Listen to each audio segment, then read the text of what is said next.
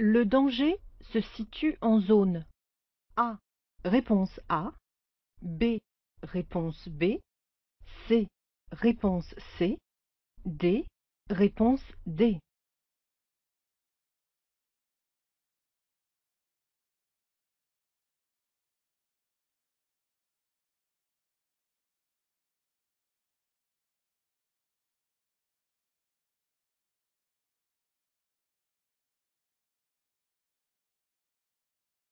La bonne réponse c'est C. Le piéton situé entre les deux véhicules en stationnement s'apprête à traverser sans regarder dans ma direction et sans assurance qu'il m'ait vu. Je suis donc particulièrement vigilant par rapport à cet usager vulnérable. Conscience des risques liés aux usagers vulnérables au-delà de la règle, le conducteur doit être capable de détecter les zones potentiellement dangereuses. La prise en compte des comportements des usagers vulnérables en fait partie.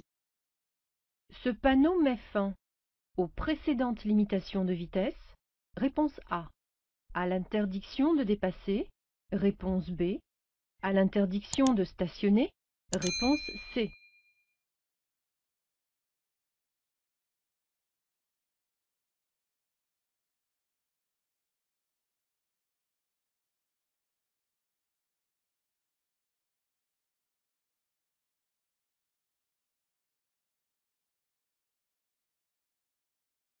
La bonne réponse c'est A. Venant de traverser une zone où la vitesse était limitée à 70 km/h, je peux reprendre une allure réglementaire, 80 ou 90 km/h.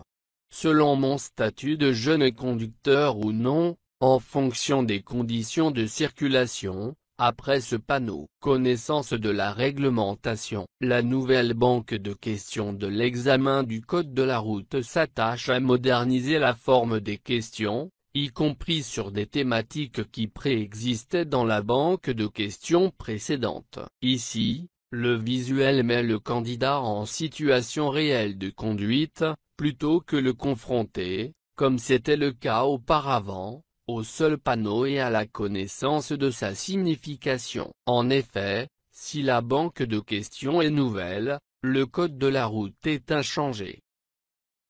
Les feux de croisement éclairent davantage à droite qu'à gauche. Oui. Réponse A. Non. Réponse B.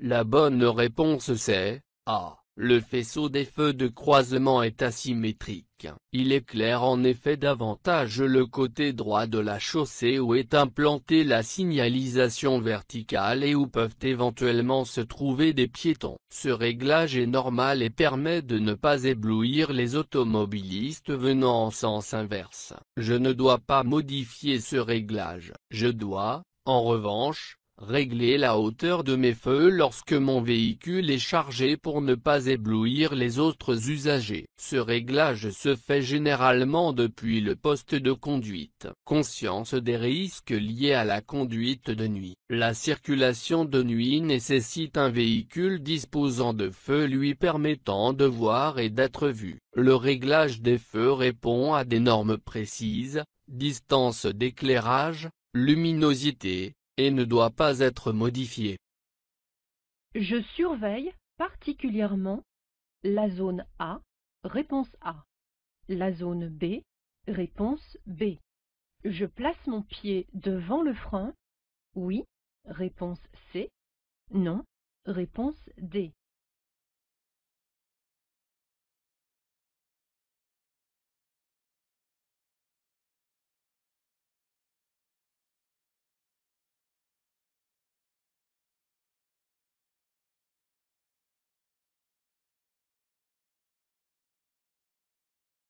La bonne réponse c'est B et C. Des passagers sortant du bus peuvent traverser la chaussée au niveau de la zone B.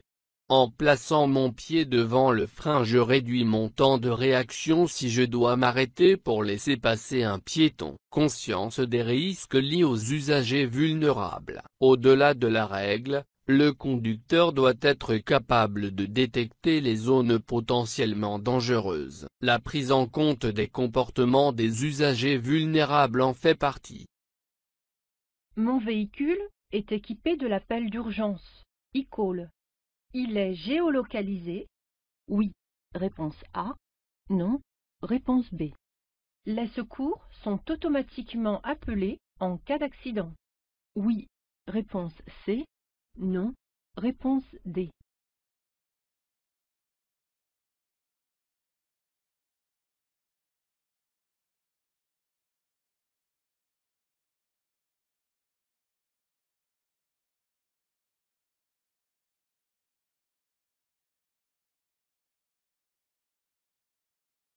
La bonne réponse c'est A et C. Si mon véhicule est équipé du système ECAL, en cas de choc important, un appel téléphonique alerte les équipes de secours, en géolocalisant l'accident. Ce système permet de réduire le délai d'intervention, particulièrement en rase campagne.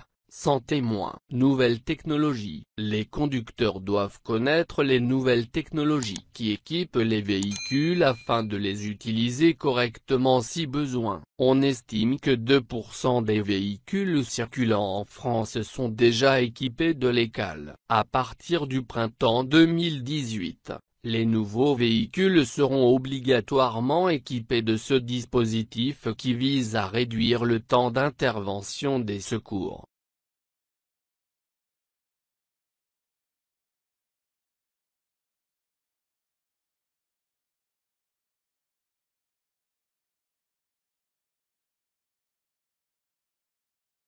L'intervalle de sécurité est suffisant à cette allure. Oui. Réponse A. Non. Réponse B. J'indique immédiatement mon dépassement. Oui. Réponse C. Non. Réponse D.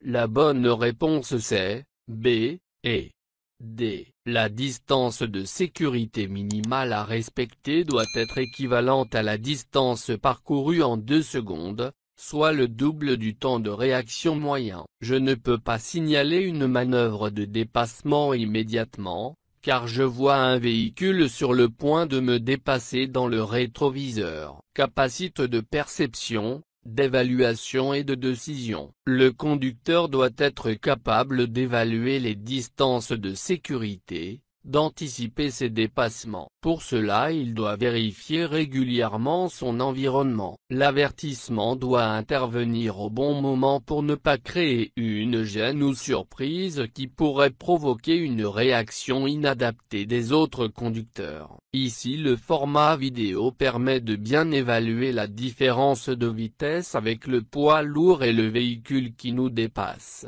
Le candidat est ici en position d'apprenti conducteur plus qu'en apprenant du code de la route. J'ai le droit de dépasser le deux roues. Oui. Réponse A. Non. Réponse B. Je dépasse. Oui.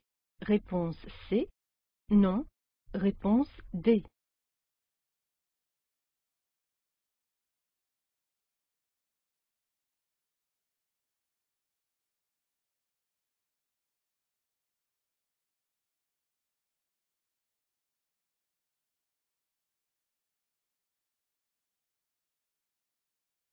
La bonne réponse c'est A et D. La réglementation ne m'interdit pas de dépasser. Cependant, le deux roues risque d'être déstabilisé en passant sur les rails, il peut faire un écart de trajectoire. De plus, il est préférable de franchir avec prudence les passages à niveau. J'ai le temps de dépasser plus tard. Capacité de perception, d'évaluation et de décision. Le conducteur doit être capable d'appliquer les règles d'une conduite apaisée. Il doit analyser les risques pour prendre des décisions les plus adaptées à la sécurité, en l'occurrence ici, différer son action de dépassement. Je serre à droite, avant de ralentir.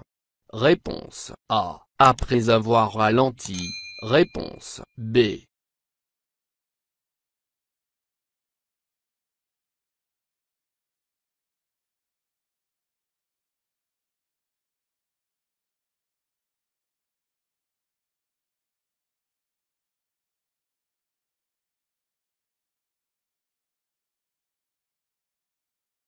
La bonne réponse c'est B.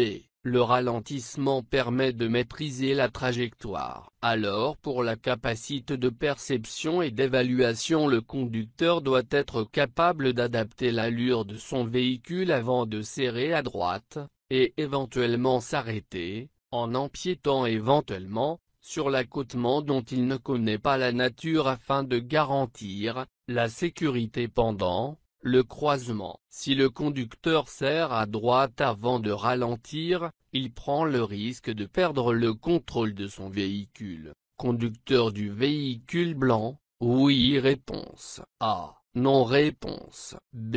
Je regarde vers l'accotement droit. Oui réponse C. Non réponse D.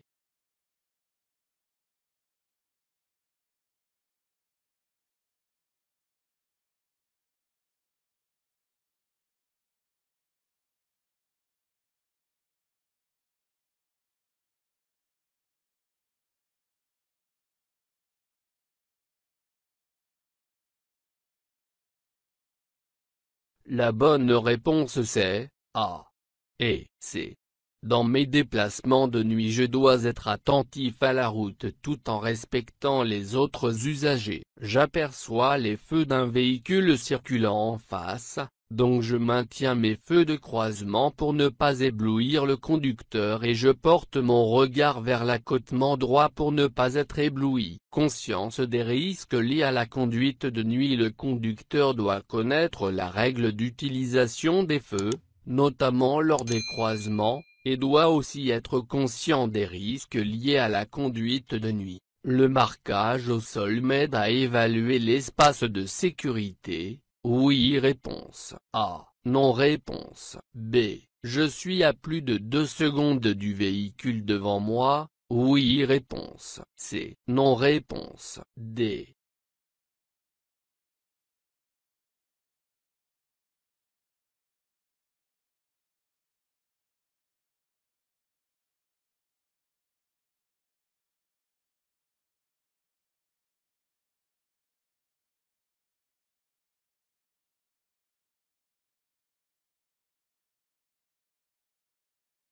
La bonne réponse c'est A et C. Chaque trait séparant la chaussée de la bande d'arrêt d'urgence mesure 38 mètres, longueurs égales à la distance parcourue en 1 seconde à 130 km/h. Le temps de réaction moyenne étant d'1 seconde, je dois laisser une distance de sécurité avec le véhicule qui me précède, équivalente au double de ce temps, soit 2 secondes, c'est-à-dire visuellement 2 traits de la ligne de rive. Un trait égale danger, 2 traits égale sécurité. Capacité de perception et d'évaluation. Le conducteur doit être capable d'évaluer les distances de sécurité. Sur autoroute, un conducteur sur 4 roule trop près du véhicule le précédent. Un jeune conducteur est capable de lire tous ces indices en même temps. Oui, réponse A. Non, réponse B. L'expérience permet de choisir les indices importants. Oui, réponse C. Non, réponse D.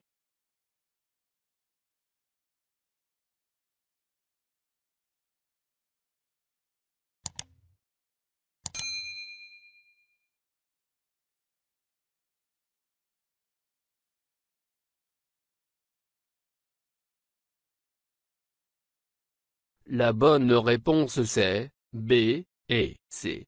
Mon regard et mon cerveau ne sont pas capables de traiter toutes les informations au même moment. L'expérience acquise au fil des kilomètres parcourus et des situations rencontrées m'aidera à porter mon attention sur les indices les plus pertinents. Capacité de perception et d'évaluation. Le conducteur novice doit comprendre que son inexpérience peut représenter un danger et que c'est pour cela que sa vitesse doit être plus limitée qu'un conducteur expérimenté.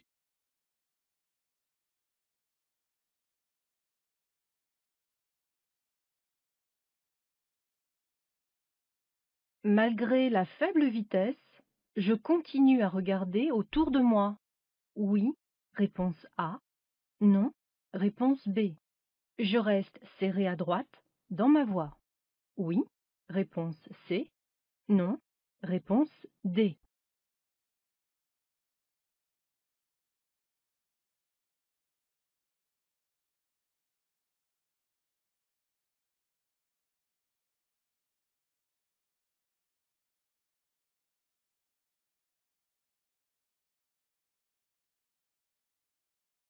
La bonne réponse c'est A et C. Je dois en permanence être attentif à la route, car des motocyclistes peuvent remonter les fils lors des ralentissements. La circulation interfile est expérimentée depuis le 1er février 2016 dans 11 départements. Connaissance des risques liés aux usagers vulnérables. La phase d'expérimentation de la circulation interfile doit être accompagnée d'une sensibilisation des futurs conducteurs à la présence des usagers vulnérables tels que les deux roues motorisées. Le format vidéo permet de bien illustrer ce type de situation de conduite, où, si l'on n'est pas attentif notamment en contrôlant régulièrement dans ses rétroviseurs, on peut ne pas voir arriver un motocycliste. Je tourne à droite à l'intersection. Je dépasse le cycliste. Réponse A. Je lui fais signe de passer. Réponse B.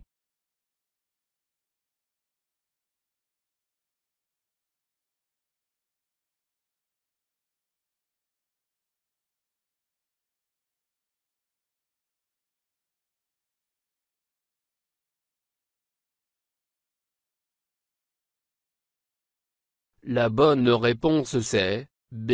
En tournant à droite devant le cycliste, je risque de le heurter. En tant qu'automobiliste, je dois garantir la sécurité des usagers les plus vulnérables. Connaissance des risques liés aux usagers vulnérables. Le conducteur doit savoir partager la route avec les cyclistes de plus en plus nombreux en agglomération. La courtoisie et la communication participent à la sécurité des usagers vulnérables. En 2014, 81 cyclistes ont été tués lors d'une collision avec un véhicule de tourisme. Avant d'appeler les secours, je vérifie si la victime respire. Oui, réponse A. Non, réponse B. Est consciente. Oui, réponse C. Non, réponse D.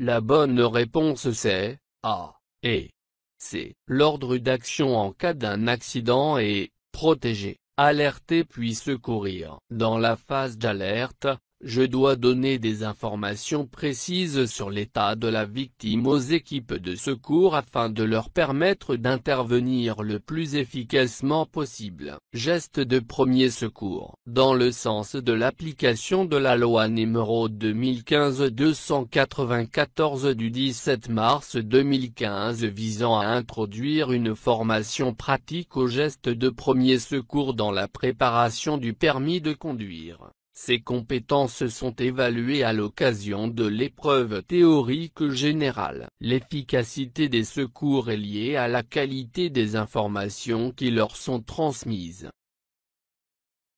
Lors de croisements la nuit, Je m'oblige à diriger le regard vers la zone A, réponse A, B, réponse B.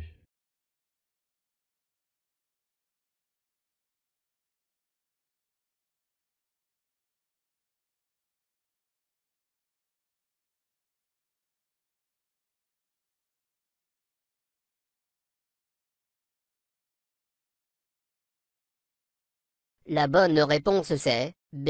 Porter son regard sur la droite permet d'être moins ébloui lors d'un croisement et facilite la tenue de la trajectoire. Conscience des risques liés à la conduite de nuit. Le conducteur doit connaître la règle d'utilisation des feux, la nécessité de leur réglage asymétrique, mais il doit aussi être conscient des risques liés à la conduite de nuit. Le champ visuel d'un conducteur est d'environ 180 degrés à l'arrêt. Oui, réponse A. Non, réponse B. 60 degrés à 80 km/h. Oui, réponse C. Non, réponse D.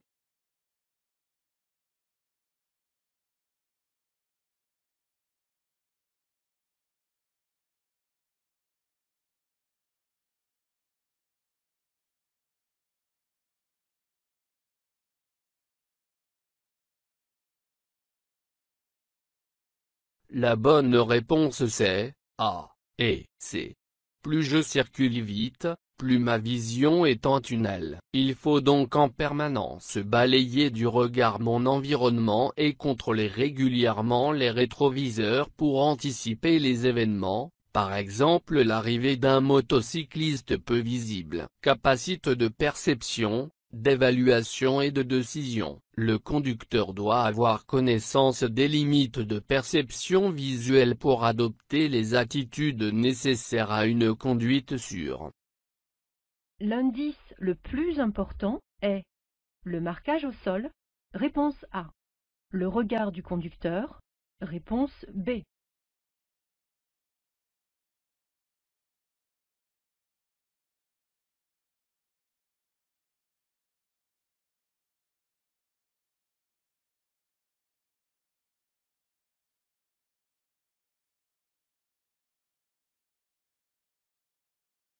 La bonne réponse c'est B.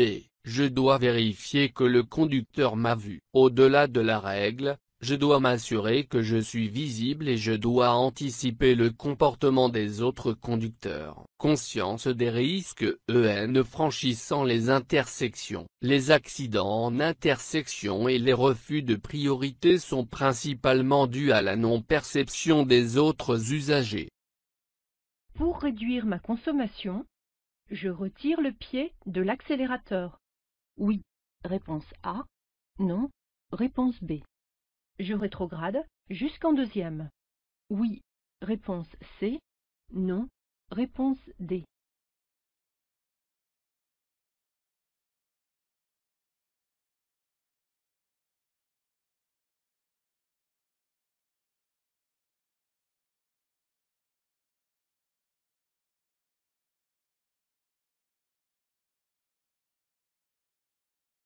La bonne réponse c'est A et D. Le feu est rouge. En cessant d'accélérer, mon véhicule va ralentir peu à peu, et je n'ai pas besoin de rétrograder. Si je rétrograde, je vais augmenter le régime du moteur, et donc ma consommation de carburant. Conduite écologique et respectueuse de l'environnement. L'application des principes de l'éco-conduite amène une conduite apaisée qui contribue à la sécurité routière. Les conducteurs novices sont impliqués dans 25% des accidents corporels de la circulation. Oui, réponse A. Non, réponse B.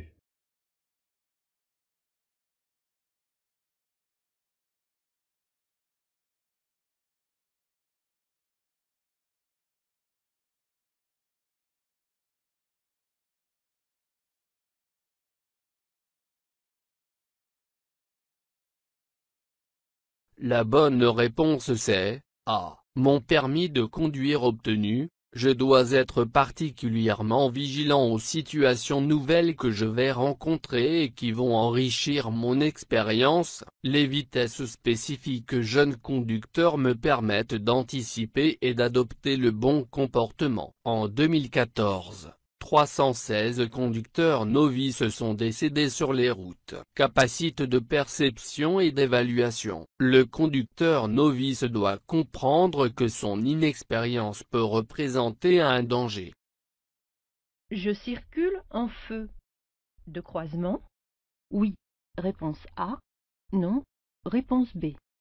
De brouillard arrière? Oui. Réponse C. Non. Réponse D.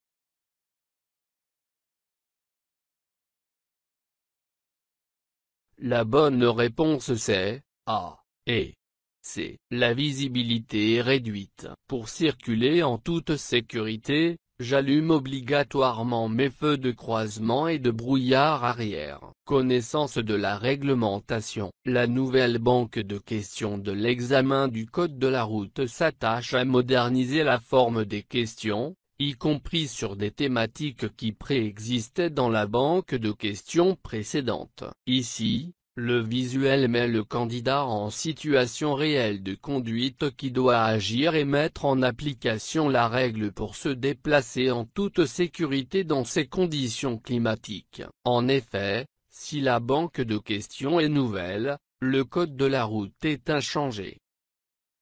Les zones d'incertitude de ces usagers vulnérables me concernent. Oui. Réponse A. Non. Réponse B.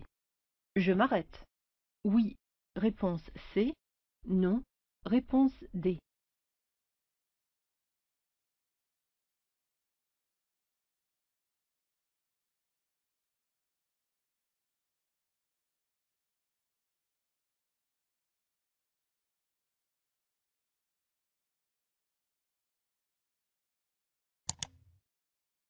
La bonne réponse c'est A et C. La zone d'incertitude est la zone dans laquelle un autre usager risque de se déplacer dans le temps qui me sépare de lui. Les piétons ou les cyclistes peuvent rapidement changer de trajectoire ou ne pas attendre que la signalisation les autorise à se déplacer. En leur présence, je me prépare à m'arrêter à temps, à 50 km/h. Un véhicule progresse de 15 mètres par seconde et a besoin de 25 mètres pour s'arrêter. Connaissance des risques liés aux usagers vulnérables. En 2014, 499 piétons ont été tués dans 11 216 accidents corporels, soit 19% de l'ensemble des accidents.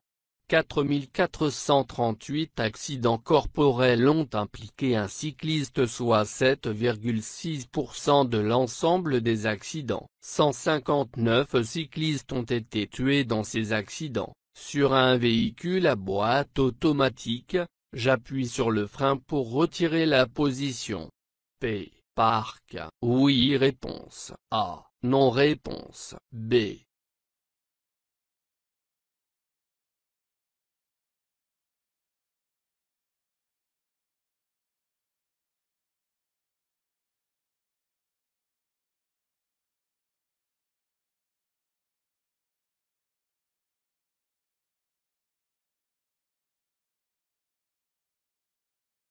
La bonne réponse c'est A. La position P de la boîte automatique permet de retenir le véhicule en stationnement. Un dispositif de sécurité empêche d'enlever ce frein automatique si je n'appuie pas sur la pédale de frein. Le développement des véhicules à boîte automatique. Le conducteur est susceptible de conduire un véhicule automatique, notamment avec le développement du marché des véhicules électriques. Ces véhicules sont plus faciles à conduire que ceux équipés d'une boîte de vitesse, mais il est utile de connaître leurs particularités. Si je n'obéis pas à cet agent qui me fait signe de m'arrêter, J'encours une amende de 3 750 €. Oui. Réponse A. Non. Réponse B. Une perte de 6 points. Oui. Réponse C. Non. Réponse D.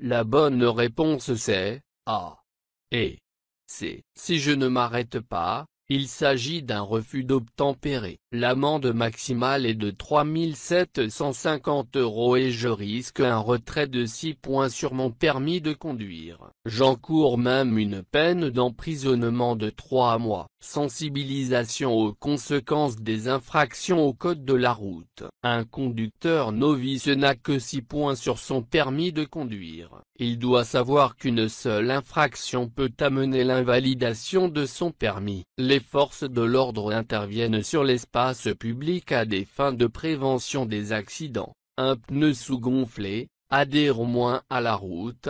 Oui. Réponse A. Non. Réponse B. Augmente les distances de freinage. Oui. Réponse C. Non. Réponse D.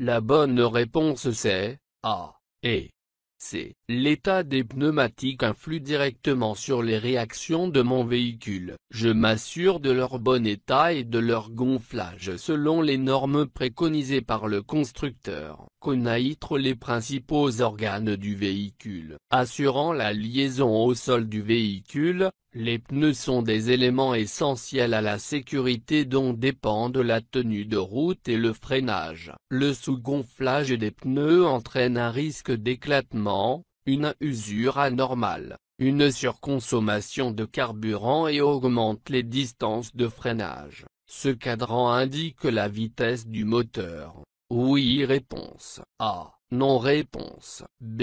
C'est une aide utile à l'éco-conduite. Oui. Réponse C. Non. Réponse D.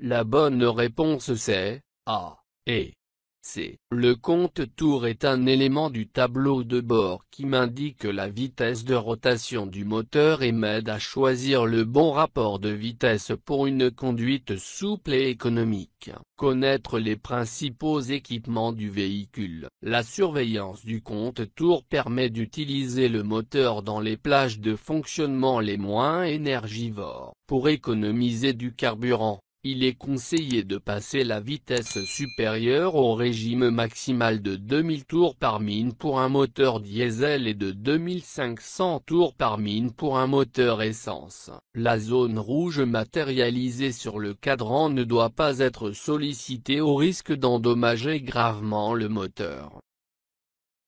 La vitesse est limitée à 50 km/h en raison de l'absence de visibilité, réponse A. Du rayon du virage, réponse B. De la proximité de la forêt, réponse C.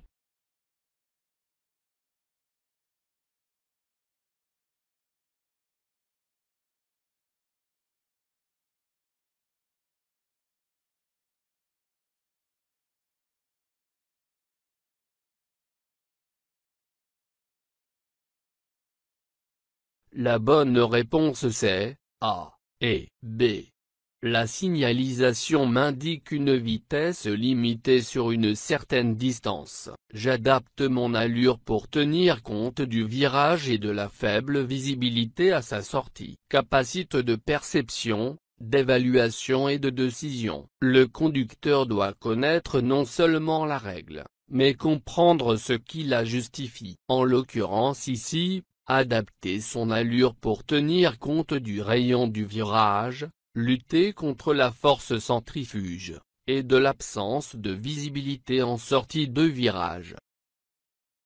Les radars automatiques sont implantés le long des axes où le risque d'accident est connu. Oui, réponse A. Non, réponse B. La vitesse des automobilistes est inadaptée. Oui, réponse C.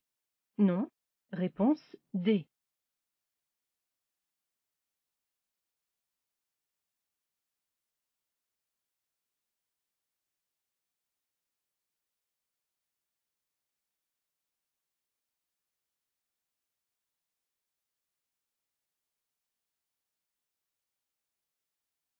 La bonne réponse c'est A et C. L'implantation d'un radar contrôlant la vitesse intervient en priorité sur les zones où se produisent des accidents et où la vitesse excessive est un facteur aggravant. Sur autoroute, où la vitesse moyenne pratiquée est déjà élevée, les radars permettent de lutter contre les grands excès de vitesse. Conscience des risques liés à la vitesse. En 2 ans, la vitesse moyenne pratiquée sur autoroute a augmenté de 4 km/h pour s'établir à 118 km/h en 2015. Sur les 10 premiers mois de l'année 2015, la mortalité sur autoroute est en forte hausse, plus 50 décès. Avec 23%, la vitesse reste la première cause d'accident mortel en France. Je m'arrête le long du trottoir à droite pour faire descendre mon passager.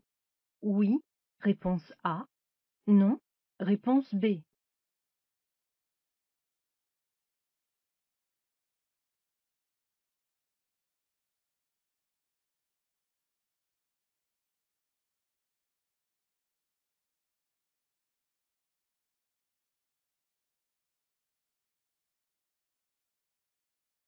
La bonne réponse c'est B.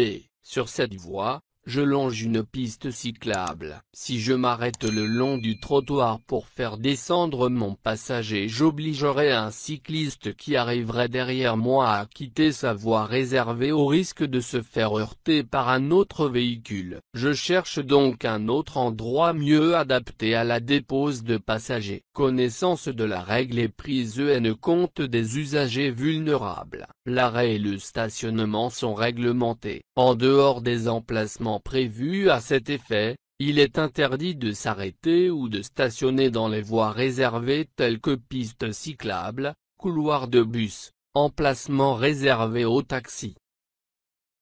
Certains régulateurs de vitesse aident au maintien des espaces de sécurité avant. Oui, réponse A. Non, réponse B.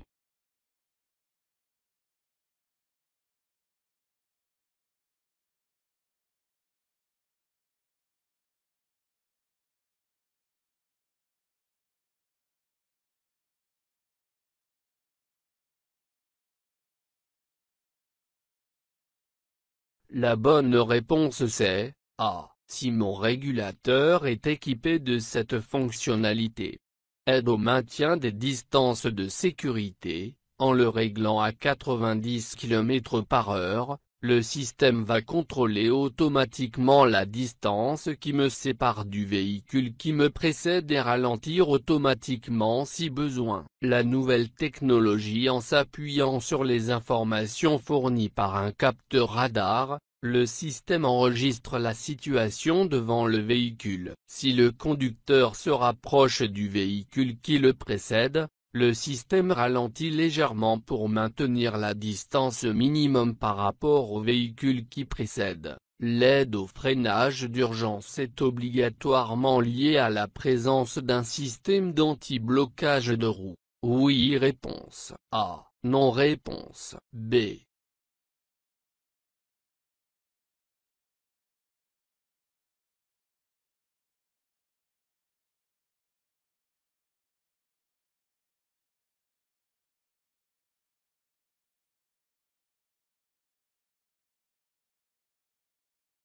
La bonne réponse c'est A. Si mon véhicule est équipé de l'aide au freinage d'urgence, AFU, il est également équipé de l'AB. Nouvelle technologie équipement de sécurité. L'AFU détecte le passage anormalement rapide de la pédale d'accélérateur à la pédale de frein. Dans les situations d'urgence, couplé à l'AB, il amplifie au maximum le freinage sans bloquer les roues. En cas de déclenchement de l'AFU, les feux de détresse s'allument automatiquement.